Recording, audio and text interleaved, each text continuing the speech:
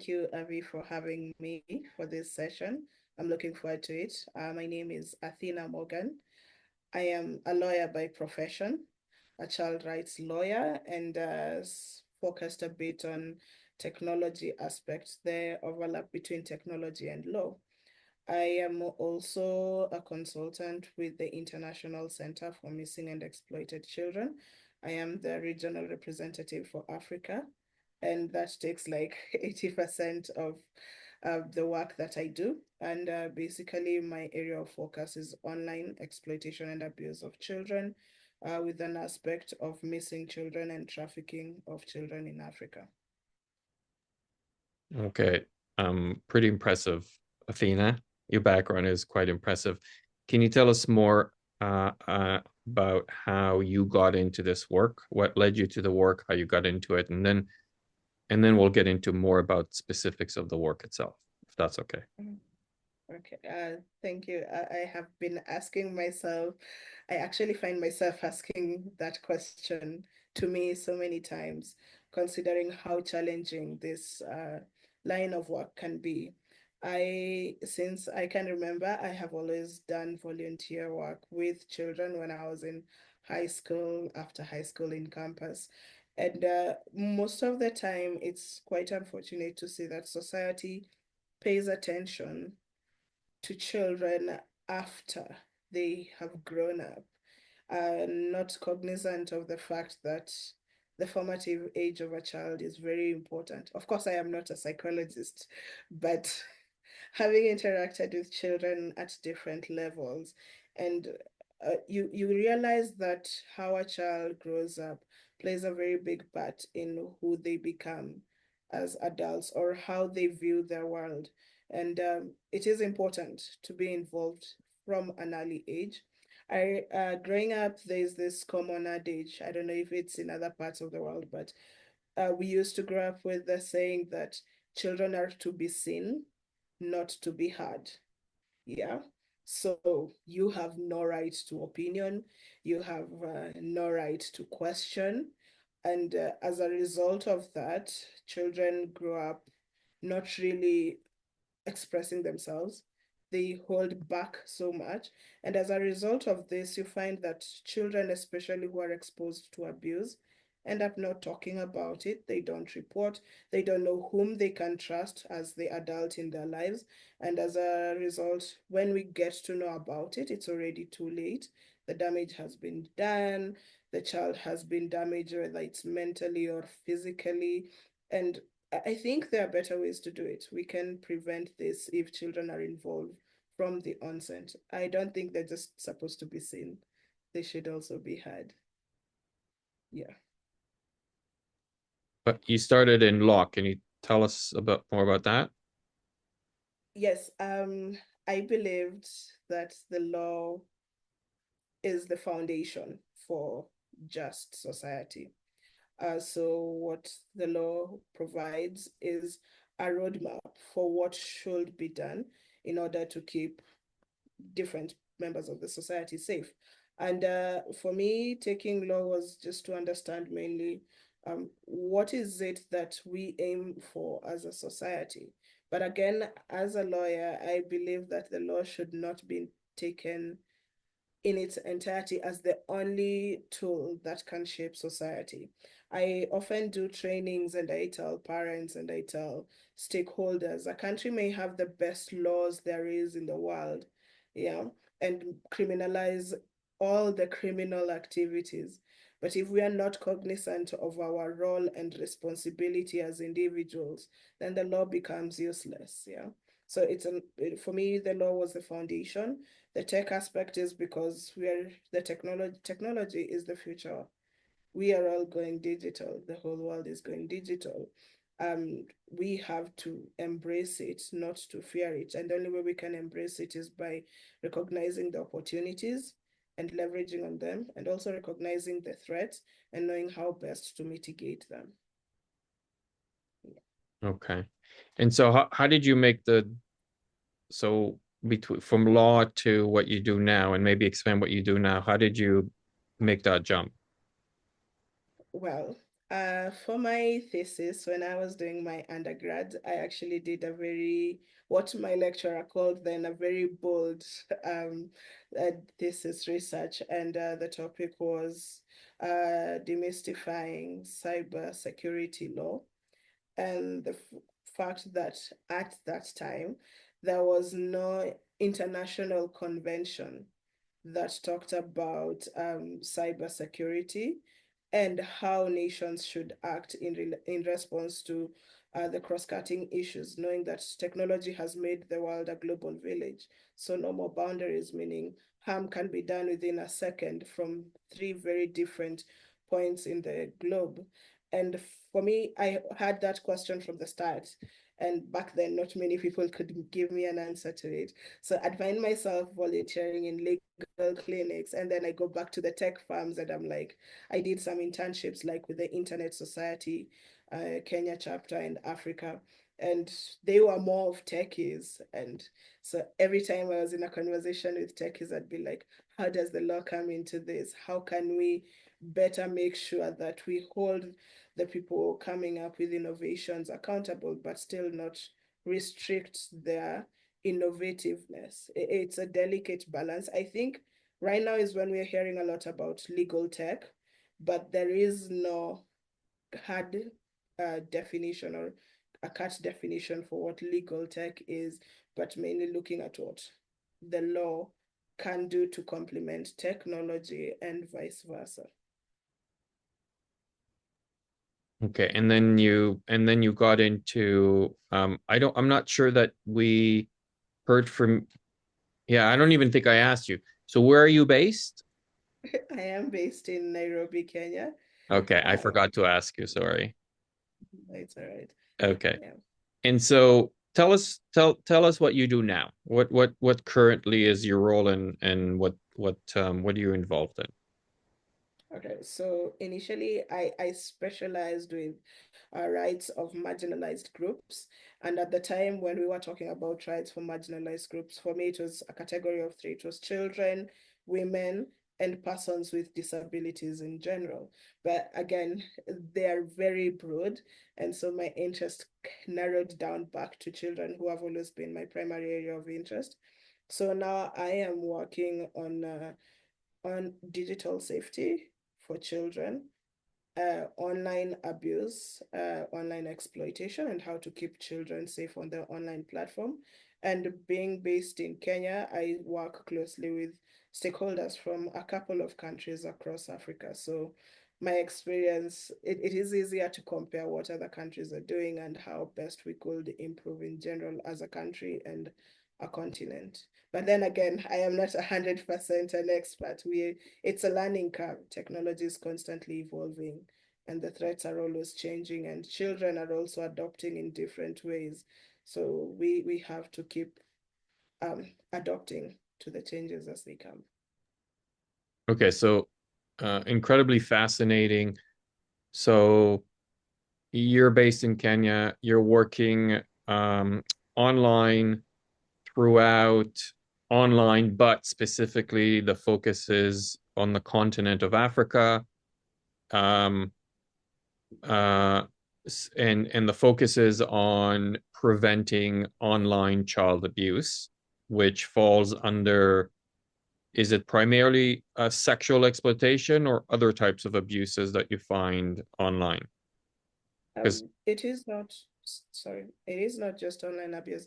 It's not just sexual abuse. okay, Um, or we call it online child sexual abuse and exploitation.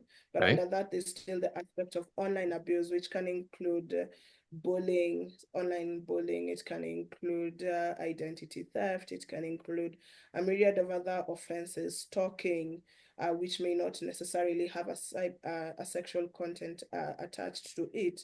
However, in the work that I do right now, there is a very big focus on sexual exploitation of children and online grooming. And the reason for this is I still, again, this is a question, I don't know who's gonna answer it to me, but I always wonder, why is it that the worst of the crimes are always sexual in nature? And it came from offline rape, offline abuse of children. And looking at it from an localized content, we moved from child marriages where you have children under the age of 18, especially girls being married off. That's a form of sexual abuse against children. We also have cases of uh, abuse by trusted caregivers, and most of these cases are also sexual in nature. It's common, what is normally said is that most of the perpetrators in cases of child abuse are actually not strangers. They are people that the children are familiar with. So I focus a lot on online child sexual exploitation and abuse, but I have worked in depth a lot on online bullying and other forms of online abuse that specifically target children. Okay. And without divulging too much, mostly what you're comfortable with, uh, is this on a national, is there a national backing to this, meaning the Kenyan government? Who funds this? Again, whatever you're comfortable with, divulging. Okay, I wouldn't look at it as an issue of funding, but I'd look at it as an issue of priority. And you'll find that not just Kenya again, but regionally as a continent, Africa, there was a time that issues of sexual abuse was a topic that is considered a taboo. So there was hardly any mention. Yes, the law would talk about sexual abuse and sexual exploitation offline even, but you'd find there was little to no initiative to actually educate people on what this kind of abuse is, what it amounts to. There was very little initiative back then to offer victim support or even bring the perpetrator to book, be it a family member or someone, a teacher, anyone closely related to the children. That was back then. Right now, I'd say that the landscape is changing. Most countries, Kenya included, and Kenya has very good laws, especially on online abuse of children, including online sexual abuse.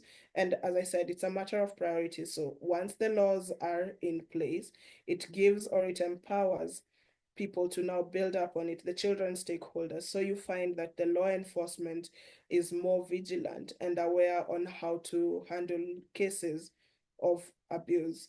You'll find that the prosecution now knows that there is a difference between online abuse and offline abuse, and the standards for proving the kind of abuse is different. So you find there is that curiosity and the need for knowledge on how do we handle these various forms of abuses. You find that these are topics being discussed in schools, discussed in churches, discussed in informal settings, something that you wouldn't see initially. So it's about change of perspective, government buy-in, and government goodwill. The laws exist and the laws are constantly changing, especially to include the online aspect. But if the country in itself is not ready to acknowledge that this is a problem, if the country has laws that encourage offline sexual abuse, then you'll find it is hard for them to acknowledge even the online abuse aspect. So at the top of my head, you have countries like Kenya, you have Ghana, you have Uganda, Zambia, South Africa. Some of the West African countries like Nigeria is working on an online child sexual abuse policy, and many others, some Francophone countries who have actually acknowledged the fact that online child sexual abuse is a crime that needs to be addressed. And the African Union last year actually passed a simplified policy on addressing online child sexual abuse in Africa. So you see, both at a regional level and at a local level, there is that drive to address the issues of online child sexual abuse and exploitation and all other forms of online abuse against children. Funding is the problem because let's say in our budgets, that's basically something that has not been considered before. Or even if the budgets are allocated, by the time the priority areas are attended to, there is very little left to address the issue of online abuse of children. So what happens is a reliance on goodwill. and partnerships. So international organization, international funding, regional funding, and also local organizations that take up the initiative and actually work in partnership with government to address these issues and bring them to light, create capacity building and awareness programs. So if you want us to be a bit more specific about Kenya, the government is the Children's Department is very proactive in terms of partnerships. And that means that whenever there is an initiative that needs to be done, it is easier to work with them. The Communications Authority, which is the telecom regulator, they run campaigns as a regulator on online protection, but they also include other institutions, both public and private, just to ensure that the reach is there.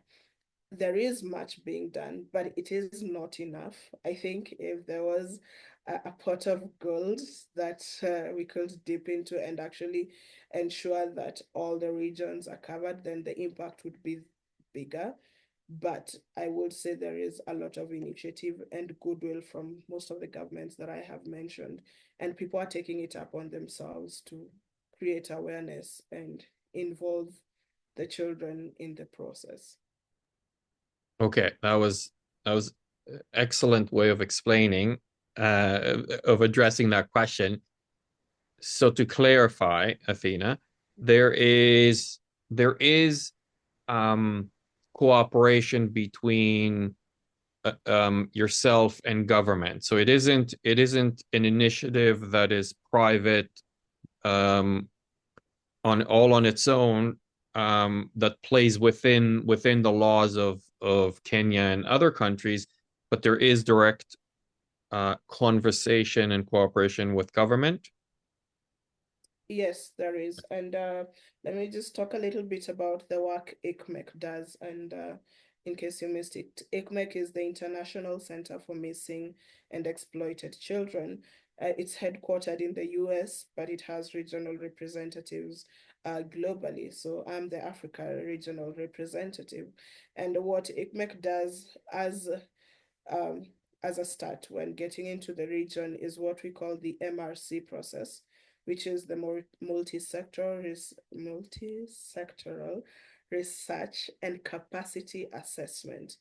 And this is based on, I'm going to drop some acronyms now.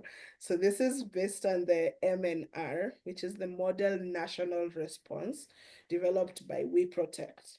So the MNR basically states the areas of the different categorizations within child protection that need to be looked into to ensure that a country is prepared to handle online child sexual abuse and exploitation. So, for example, there is the aspect of legislative and governance, which looks at whether a country has laws that criminalize different forms of online abuse of children. Then, secondly, it looks at the criminal justice sector, that is, the law enforcement and the prosecution. Do they have the knowledge on online abuse of children, online sexual abuse of children? Do they have the knowledge on how to investigate, how to prosecute, and do they also have the tools necessary? Because when you're on the online platform, of course, the investigation is very different from an offline investigation. Yeah, so you need specialized tools. Then there is the victim. How does the country treat a victim of online sexual exploitation or any other form of online abuse? Are there methods of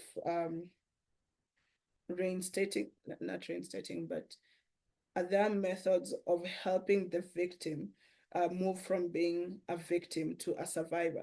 A survivor is a victim who has undergone the process of being reintegrated back into society to the point that they are no longer defined by the issue that made them a victim initially, right? So does the country have proper support structures, ways of compensating the victims, psychosocial support? And then does the country have capacity building and awareness for society in general? That's the teachers, the parents, the guardians, the caregivers in various sections. These are the people who deal with children on the daily. Do they know how to interact with these children? where do children report cases of online abuse? It's quite comprehensive. And then there's industry. And the question is, are the industry structure, the industry with the industry in the country, what safeguards are they taking to keep children safe on the online platform? You could talk about big tech, but also making it a bit local. You have local TV stations, you have local radio stations. Is the content they are airing at specific times, especially when children are known to be like on those stations, are they child friendly? In Kenya, we have what we call the watershed period, and that's the time between um, I think 4 to 8 p.m. And that's when mainly children are out of school, meaning they're either looking at the TVs for cartoons or other forms of entertainment. That's if they're not online. And during that time, the stations are expected to broadcast child-friendly material.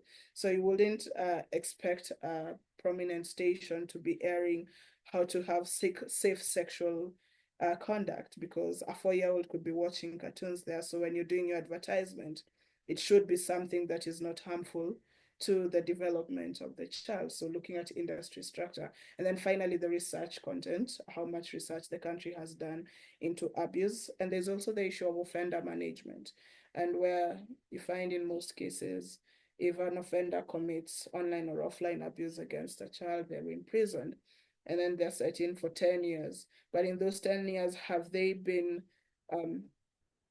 been a program that has helped them champion behavior change so that when they're released back, they don't go back to recidivism, which is like reoffending? So that is what the MNR does. It just provides a highlight of what a country should have. What we do as ICMEC is we have come up now with the assessment tool that has questions directed to specific stakeholders to know whether the country has the proper offender management, the victim support, the legislation, the tools for law enforcement, capacity building material that is locally understood, like in Kenya, Swahili, in South Africa, Zulu. Like, of course, we don't have that yet, but that is what is envisioned in a perfect society that looks at child protection. So as ICMEC, once we do that research in partnership with the government entities and local NGOs and CSOs, the next step is usually now the funding, where you look for like-minded partners who can fund a specific aspect to build capacity on it. So if you look at law enforcement tools, they're very expensive to purchase. One single organization cannot purchase it for a country continuously. They have yearly or biannual renewal subscriptions. There is the need for consistency. So a government could be able to pay maybe half of it, and then it's having partnerships for people, for organizations that can top that up. For example, if it is building the capacity of psychologists, for example, you find that most of the counselors, the therapists, are equipped with how to handle offline cases. So what about a child who's been sexually abused online? There's no physical contact. That's the therapists who are dealing with children need knowledge on how to handle online cases of abuse directed at children. So through this assessment, we're able to present to the country its strengths and the places where there are gaps, and then it makes it easier for the country to source targeted funding to address the specific issues highlighted.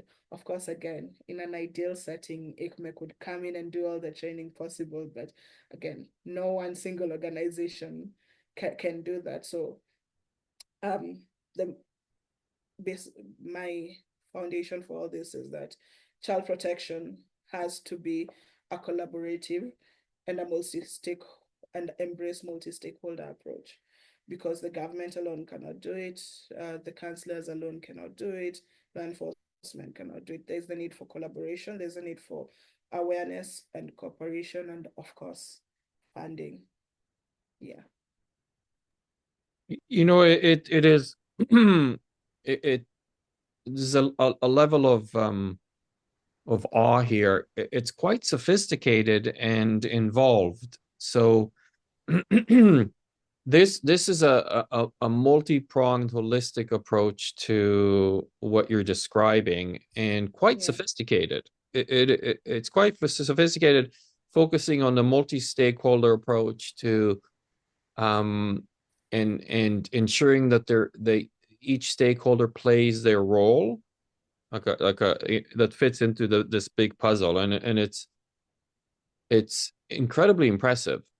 Can you talk again, as much as you can, about, because this concept, I don't think, and I might be mistaken, but I don't think it's as well developed in terms of the child protection sector here in the West on the online abuse.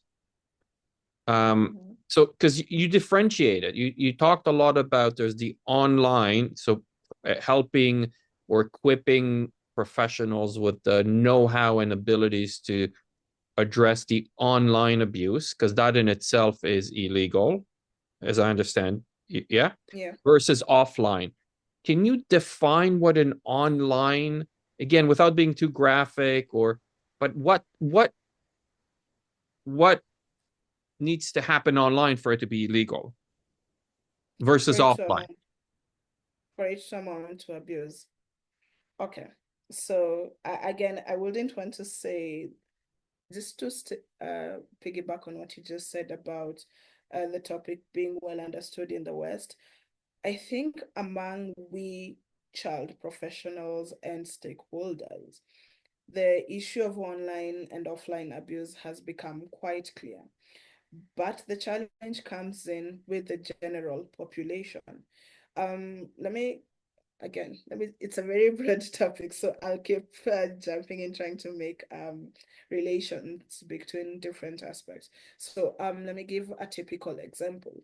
If you go to an ordinary police station, where they're used to taking cases of abuse and all of that, yeah, the local police station, and you go and tell them that my daughter's or my son's nude image was leaked online and that amounts to online abuse, that's an abuse, I want you to arrest the person. And maybe in this case you even know who it is, maybe it's their teacher or the uncle who did that, who asked them to take this naked photo of themselves, and they put it online. If you go to a local police station, some of the typical responses you'd get was like, where is the crime? Was your child raped? Is there any physical markings of abuse?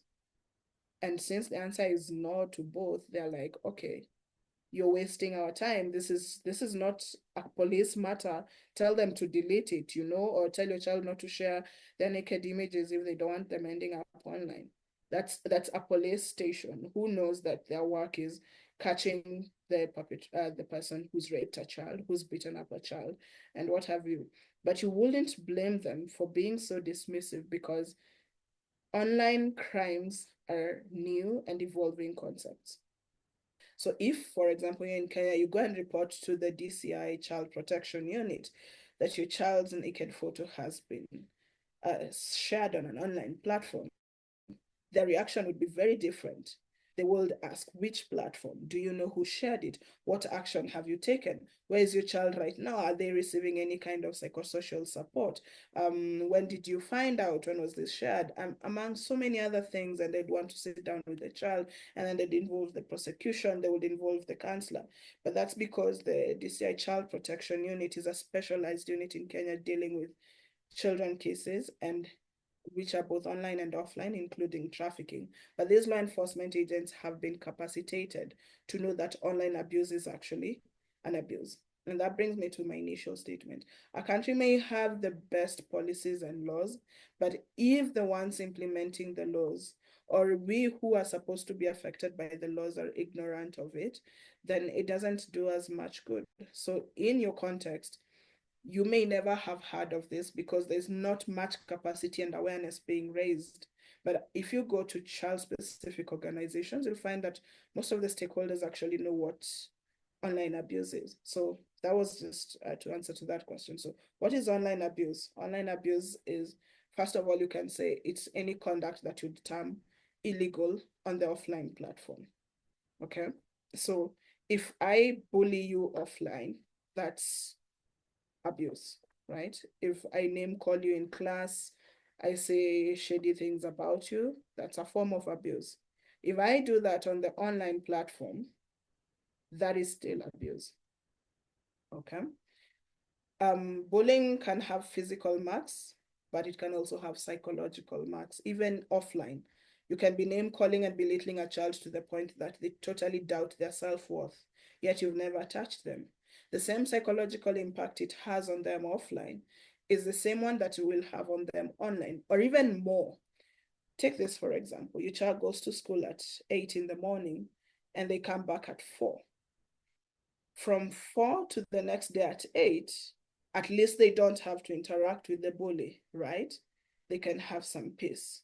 Your child has a mobile phone. The bully is on their phone, meaning the bully can text them at 8 p.m., at 10 p.m., at midnight, at 2 a.m., at 4 a.m. It can be the first message they see when they wake up at 6 a.m. Just thinking of it logically, like, where do you think more damage is psychologically, right? On the online aspect, because you're carrying the bully with you wherever you're going. So that is abuse, right?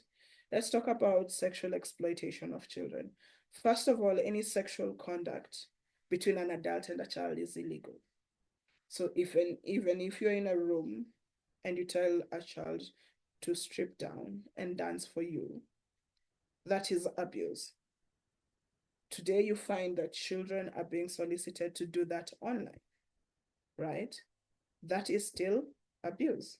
You find that you find that predators are preying on the needs of the child. So, for example, let's make it a bit localized in Asia, in Africa, where maybe a child comes from war-torn areas or poverty or climate areas affected by climate change. You see, the child is looking for greener pastures. A 13-year-old is constantly complaining about this kind of issues they're undergoing. And someone is like, if you send me a naked photo of yourself, I'll send you $50, you know, or 1,000 or 100, depending on what it is they want the child to do. That now just does not become abuse, but it becomes exploitation because there's a monetary aspect of it involved. So it's like taking advantage of the child's weakness to abuse them, right? Okay, Athena, I think you said something quite important here. Can you, for those who are listening, once again clarify and define the difference between abuse and exploitation? Because you did it quite quickly. Can you slow down and explain the difference? All right. So when we're talking about sexual abuse, it's when a wrong is done to the child. It's basically between the perpetrator and the child. That is basically abuse, any harm done to the child. The abuse becomes exploitation when there is a monetary aspect involved in it. And the monetary could be actually cash money, it could be gifts, it could be opportunities, as long as there's that incentive, the third incentive in the entire transaction, that makes it exploitation. So taking advantage of the need of the child, either to boost them financially or to boost yourself financially, because you can take a photo of a child and then go sell it. You're still financially benefiting. That's exploitation. Or you can take the photo, send the money to the child, and then you go sell the photo. That is still exploitation. So when there is a transactional aspect involved, it becomes exploitation of a child. And are those Yeah. two different charges within your system? Exploitation and abuse are different charges or one of the Uh, same? no, they're not really one and the same. In terms of legal definition and punishment, of course, then that's at the discretion of the judge or the magistrate. But exploitation is a form of abuse, right? All of it together is abuse. Exploitation is a form of abuse, so it depends on the gravity and the facts presented. And then you'll find that most people are not able to differentiate abuse and exploitation until they have this one-on-one, and then they're like, oh, okay, yeah, I get now the difference. Yeah. Mhm. Okay, yeah, speaking with you is absolutely fascinating. So, I, I, I, so can you again, within the confines of what is permissible for you and what you're comfortable with, give us an idea of what is the case? How does it appear to you? How does it come to your attention, and how you address it? How you manage and address it? Okay, so two things. First of all, when we talked about the work ICMEC does and the fact that it's a whole lot of things, we don't do all those activities by ourselves, of course, with partners. And secondly, sometimes we can do an assessment and you find that there are no partners at the moment to help in implementing it. So you leave it out to the country to be able to kind of try and bridge the gaps as best as they could. Again, not one organization can do it alone. So I hope anyone who'd want to collaborate by listening to this wouldn't come with the expectation of these guys are gonna solve all our problems, because it's quite difficult and it has a lot of players involved. And then secondly, in terms of case handling, I do not directly work with victims. My area is more on the prevention aspect. And by that, okay, so I wouldn't, again, I am not a counselor, but I can talk to children. What I do mainly is have interactive or engaging sessions with children, with teenagers, with parents, with caregivers, either as trainings or conversations, whereby we look at different forms of abuse, how they manifest themselves. So you ask them, what's online bullying? And have you ever been bullied? How did you respond to it? Do you need further help? Then go to 116. That's Childline Kenya offers free psychosocial abuse. So the preventive aspect is what is most important. I think the awareness creation and prevention would help us protect the children from getting to the point of abuse. I give a typical example of teenagers, yeah. And teenagers are in that age of exploring and they think they're in love and they wanna nowadays you don't even have to meet face to face. It's all screen time, right? And so they're chatting, they're talking online, and then you find they're nude texting, they're sharing their images with their boyfriends, and then after 3 months they've broken up, right? So I wouldn't tell a teenager that it is your fault, your photo is out there. But if we talked to them earlier and told them that maybe it's not really wise to share your photo with someone you love at this stage because you're all exploring and these are the consequences of it, then maybe they would think twice before sharing intimate images. And then again, children are so immature at this age, so they'll do things impulsively. I might get angry for thinking that my boyfriend is cheating on me and share their image or start talking bad about them. And the thing we need to understand, even as adults, is the internet never forgets, right? And my question is, so right now we're here talking and then we take a screenshot, or let's say we are chatting on a common chat site, let's say WhatsApp, Instagram, Facebook, whatever messenger. And we are chatting on an open platform and I send something to you and then I change my mind and I delete it for everyone, right? But the question is this service provider going to get into your phone's storage and delete that image? Yeah, it wouldn't. So if you've shared something on the social media platform and then you say, but I deleted it, how many people have downloaded it and can reshare it? So you find that sometimes when looking at cases of abuse, it's a cat and mouse game. It's pulled down on this site, it comes up on another. It's pulled down on this, it comes up on another. And of course, there's the psychological impact of that. So if a child understood from the onset that the internet never forgets, deleting does not really take away the content, then they would think twice before they acted. And that doesn't mean that because we've trained them, if they make a mistake, then it was your fault. You shouldn't have done that. You should have known better. No, but you see, if I train a class of 100 students today, even if 5 of them go ahead and share their images, at least 95 less images are out there, right? So there is a big impact in prevention, capacity building, and engaging with children. You have cases where parents are buying devices for their children. You buy a mobile phone, you give it to your child. You never talk about online or offline identities.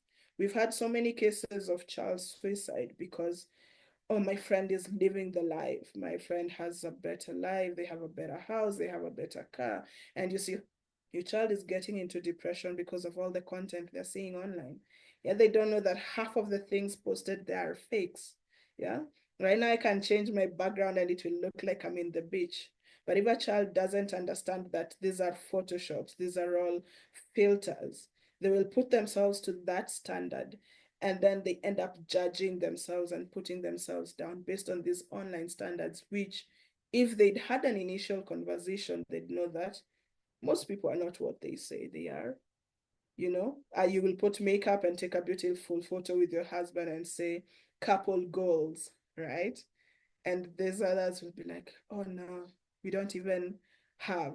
But maybe that lady has just put mascara over a black eye because they were fighting yesterday. These are things technology will never tell you, right?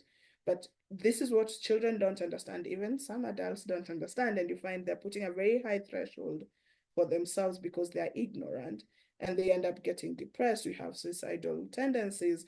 We have cases of harmful behavior and practices simply because you're trying to live up to a standard that doesn't even exist in the first place. Yeah, so parents need to know when you introduce a child to technology, you need to know the basics about what you should talk to your child about: identity, being safe, clicking pop-ups, Right. when someone asks you, where does your mom work? What does she do? What time does she leave the house? That is information you're not supposed to share. But I'll think, oh, Avi is being so friendly. This is such a nice guy. He's paying attention to me. Let me tell him all this information. And then later, a child is either kidnapped and the child goes missing simply because they overshared information. So it's basically understanding the nuances of technology and being prepared when we're introducing children to it, that they are able to make wise decisions, and for them to know that even if they're not able to make the decisions at the moment, they have trusted adults they can talk to help them Mm. make the decisions or help them correct the mistakes they've already made online. You find a child has sent one naked photo, they're told send a naked video. The child says, no, I'm not comfortable. The person is like, if you don't send, I will share your photo.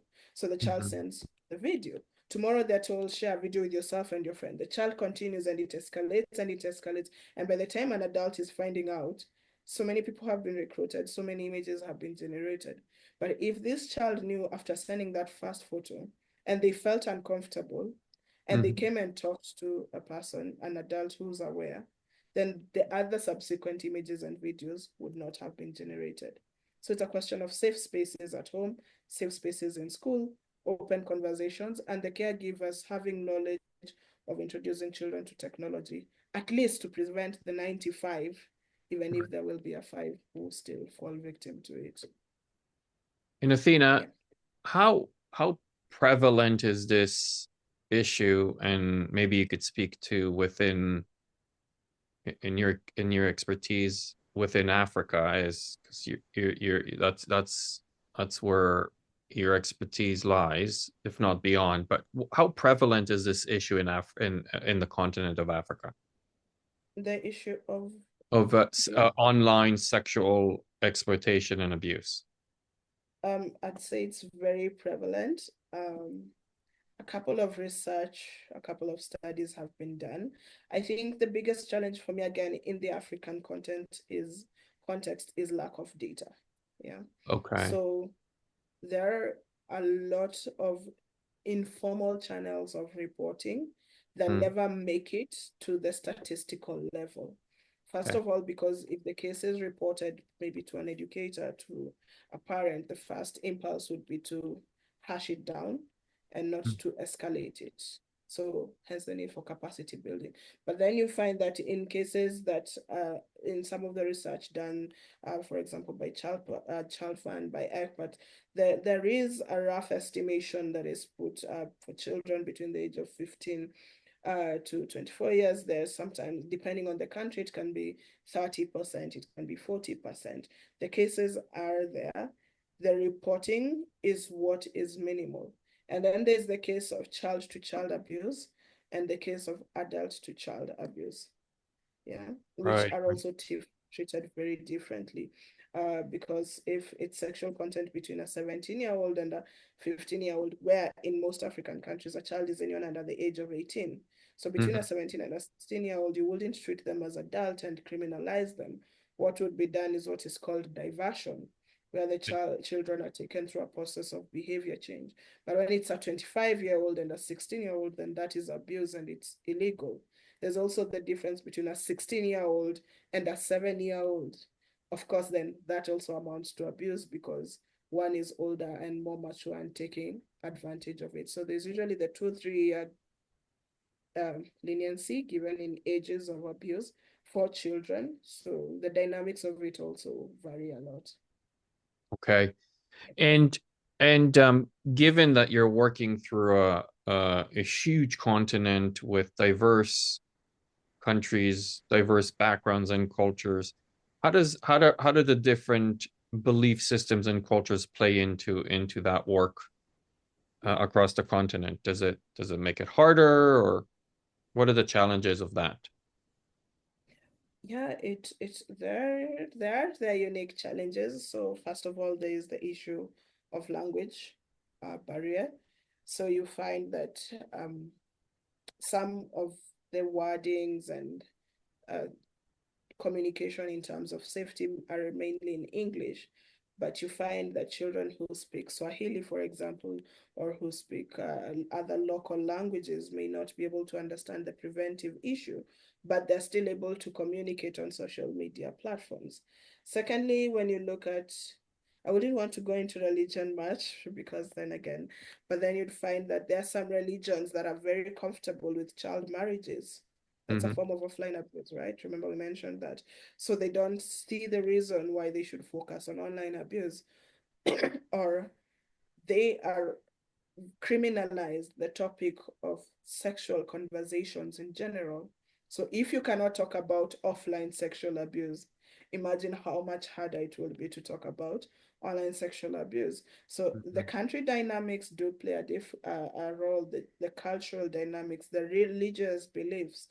It's very hard because also even in a particular country, you'd find a certain region is very pro child protection, but Mm. other regions are less pro child protection. So they will hide their abuse in culture, in religion, and what have you.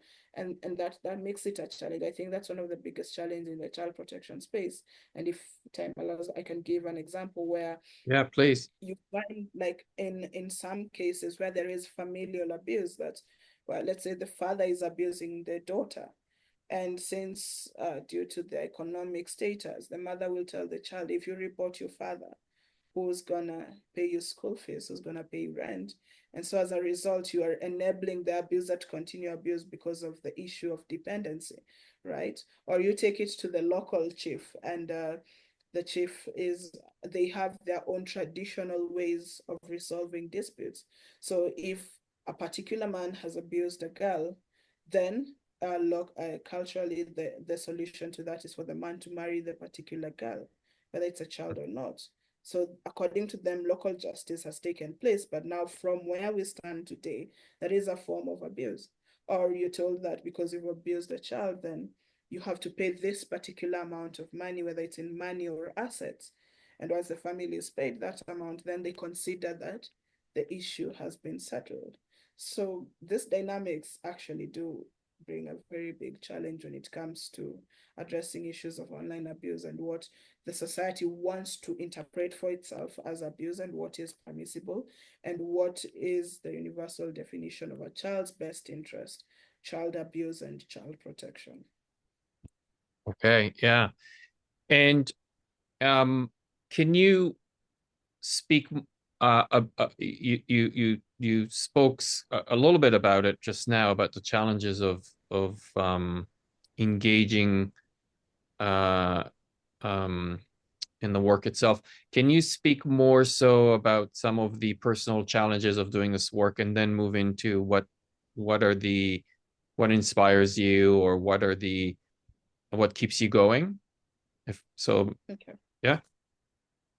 Yeah, when it comes to personal challenges, as a parent myself and having a lot of children still, nieces and nephews under my care once in a while, I think when you interact with all this, you become paranoid, and there are times I am so cautious to the point of offending because I may have talked to someone or interacted with, even if it's in passing, a case of abuse that I look at my child and I'm like, damn, this could have been my child. And everyone now I see looking at my child or saying hi or being friendly, I'm like, red flag, red flag. So this job can make you very paranoid, and that's one of the biggest personal challenges I've had to deal with. Of course, speaking it out helps just to understand, but then you realize sometimes how cruel the world can be, especially to children, and then you see the long lasting impact, especially when you're in situations where you're told, when the offender is like, I was abused my whole life as a child, so I knew this is normal and that's why I continued offending. And then at that point you're like, okay, so who's to blame in this situation? It's it's a moral catch. It can be personally challenging. But the reason that I keep going is again the 95, because at the end of the day, you know that you have made an impact or you are helping. And for me, I'm particularly passionate about Africa because all factors considered, and the myths and misconceptions that are out there. Sometimes when you're talking to partners or potential sponsors, there's the assumption of, why are you dealing with these cases and Africa does not have internet. And first of all, I take a moment to take a breath, and we do have internet. Um, we have very smart children. We have among the highest mobile phone penetration in the world. And that means that our children are actually accessing technology. They need that protection. But you find that most of what is seen as most of the funding priorities in terms of technology and child safety are not directed to Africa.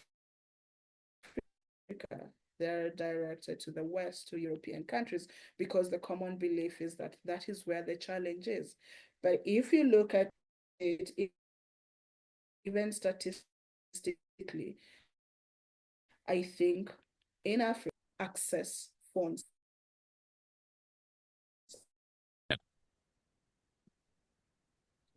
So as I was saying, the misconception that we don't have internet or technology devices, and you'll find that in Africa, even most of the technology consumers are children. The internet, the smartphones, we have readily available smart devices, smartphones. Most of the children, by the time they're 10 years old, they're either accessing their parents' phones or their caregivers' phones, or they're going online to cyber cafes. So the assumption that we don't need to prioritize Africa is one of the things that I really, really want to take out of the mind of all stakeholders who are involved in this ecosystem.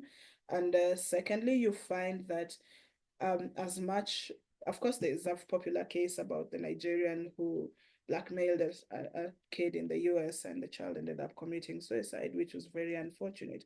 But you find that there are similar cases of African children who have been blackmailed, who have been groomed and abused online, and ended up either committing suicide, falling into depression. And these are cases that are not highlighted because mainly Africa does not have internet, on a light note. So my passion is to keep the African child safe. We are known as consumers, meaning that most of the technology we use is not built in Africa, but in the West, which is okay for now.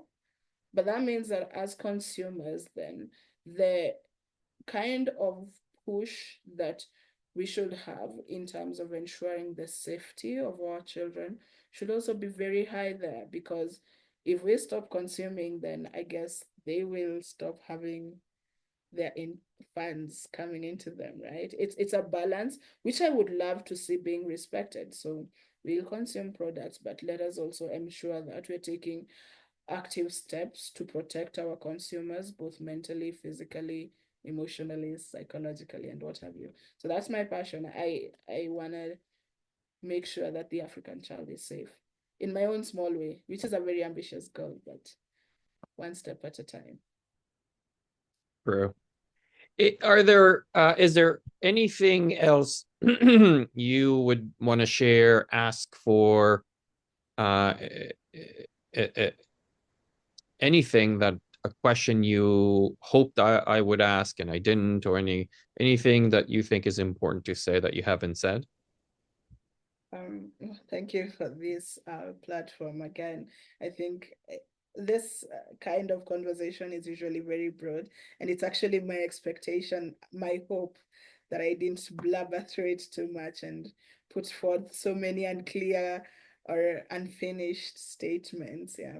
But I am really passionate about this. I am looking forward to more collaborative initiatives towards child protection.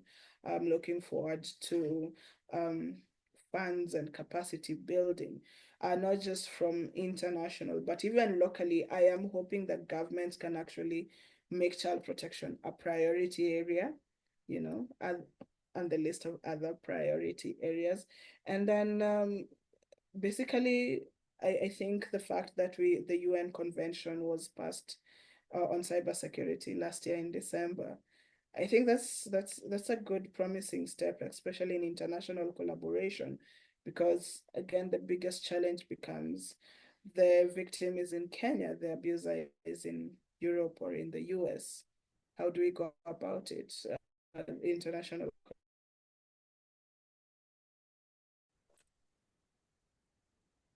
So basically thanking you, Avi, for this opportunity again. And I hope that we can have more conversations on online protection, not just for the African child, but for the children in general. At the end of the day, so I'm gonna get a bit sentimental, and I loved the song by the late Mandisa, and she always said that we all bleed the same, you know.